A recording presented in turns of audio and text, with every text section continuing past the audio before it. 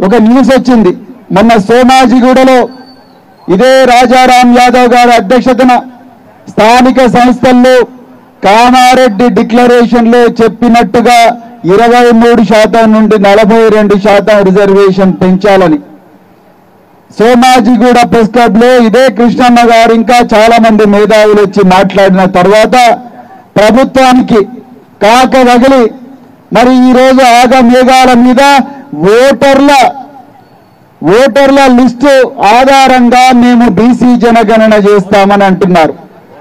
బహుశా భారతదేశ చరిత్రలోనే ఇది మొట్టమొదటిసారి అనుకుంటా. మళ్ళొకసారి కాంగ్రెస్ పార్టీ తన నిజ స్వరూపాన్ని బయటపెట్టిందని చెప్పడానికి నాకు ఏమాత్రం కూడా సంకోచం లేదు మిత్రులారా. నిజానికి ఈ దేశంలో బీసీల పరిస్థితి ఇంత ఘోరంగా ఉండడానికి కారకులు ఎవరు ఒక్కసారి ఆలోచించాలి. మరి 1950 సంవత్సరంలో అమలులోకి వచ్చిన రాజ్యాంగంలో 46వ అధికరణం దాని మీద ఒక వివాదం వచ్చినప్పుడు బాబాసాహెబ్ అంబేద్కర్ గారు 340వ అధికరణం తీసుకొచ్చి మరి బీసీ కమిషన్ ను ఏర్పాటు చేయడం జరిగింది. దాని తర్వాత విధి లేక జవహర్లాల్ నెహ్రూ గారు ఆనాడు కాకా కలేల్కర్ కమిషన్ పెడితే అది చెదలు బట్టి బూజు పట్టే పరిస్థితి వచ్చేదాకా తీసుకొచ్చింది ఏ పార్టీ? కాంగ్రెస్ పార్టీ. మీరు గుర్తుపెట్టుకోవాలి మిత్రులారా. ఈ దేశాన్ని గత 52 సంవత్సరాలుగా పరిపాలిస్తున్న ఈ పార్టీ ఒక్క రోజు కూడా బీసీ జనాభా గణన చేయాలనే ఆలోచన రాలేదు. అదేవిధంగా 1977లో మళ్ళొకసారి గొప్ప విప్లవం వచ్చి బీసీలకు న్యాయం జరగాలని పోరాటం చేసినప్పుడు తద్వారా వచ్చిన మండల్ కమిషన్ మళ్ళీ బూజు పట్టిపోయింది. 1990లో ఆనాడు కాంశీరామ్ గారు, శరద్ యాదవ్ గారు మరెందరో నేతలు పోరాడి మండల్ కమిషన్ మరి అమలు చేయిస్తే ఆనాడు కాంగ్రెస్ పార్టీ నాయకులైన దివంగత రాజీవ్ గాంధీ గారు ఏమన్నారు? ఇది ఒక రాజకీయ కుట్ర, అందుకొరకు మేము దీన్ని వ్యతిరేకిస్తున్నామని చెప్పడం జరిగింది. దేశం విధ్వంసం అవుతామని ఆయన చెప్పడం జరిగింది.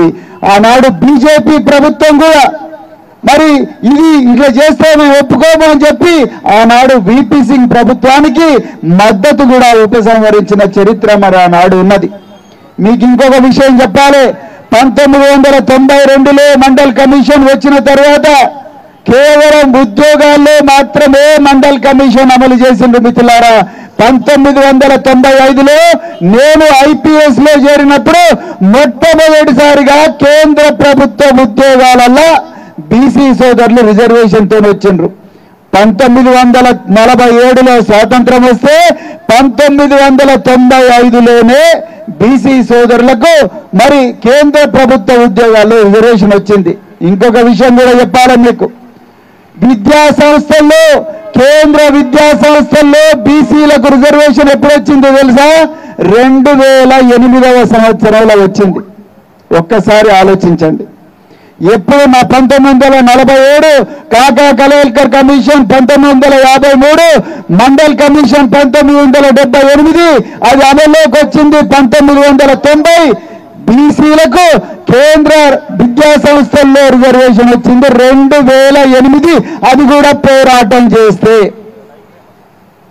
ఇలా నేను ఇంతకుముందే అన్న నరసింహన్నతో అన్న, ఈ ఇందిరా పార్క్ లో ఎవరన్నా ఆధిపత్య వర్గాల వాళ్ళు ధర్నాలు చేస్తారా?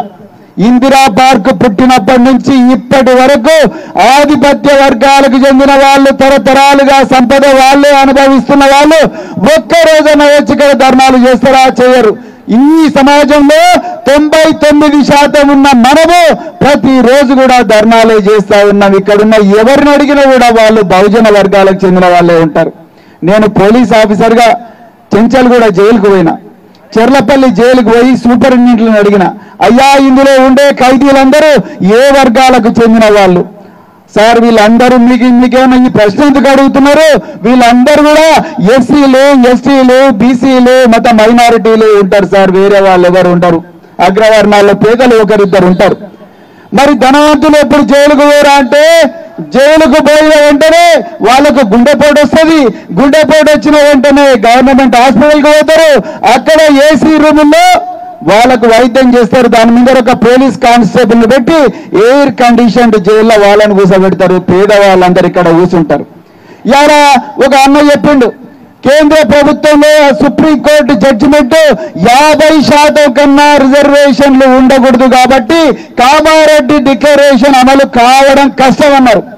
నేను ఇప్పుడు ప్రశ్న అడుగుతున్నా, ఈరోజు ఆ జడ్జిమెంట్ ఇచ్చిన సుప్రీంకోర్టులో ఎంతమంది బీసీలు ఉన్నారు? మీరు ఒక్కసారి ఆలోచించండి. ఎంతమంది బీసీలు ఉన్నారు? 100కు ఈ రోజు కూడా even today we have only 79% of the judges are from upper caste. అంటే 100కు 79 మంది ఇప్పటికి కూడా అగ్రవర్ణాలకు చెందిన వాళ్ళే జడ్జిలు ఉన్నప్పుడు బీసీలకు సానుకూలంగా ఏ విధంగా జడ్జిమెంట్ వస్తుందో మనం ఆలోచించినమా ఒక్కసారన్నా? మనం ఎప్పుడన్నా అడిగినవా ఎందుకు మా వర్గాలు లేరని అడిగినమా? మీరు కాన్షీరామ్ గారు 1982లో పార్లమెంటులో డేటా తీస్తే 525 మంది ఎంపీలకు కేవలం 8 మంది మాత్రమే ఓబీసీలకు చెందిన వాళ్ళు ఉన్నారు. మీరు ఒక్కసారి ఆలోచించండి.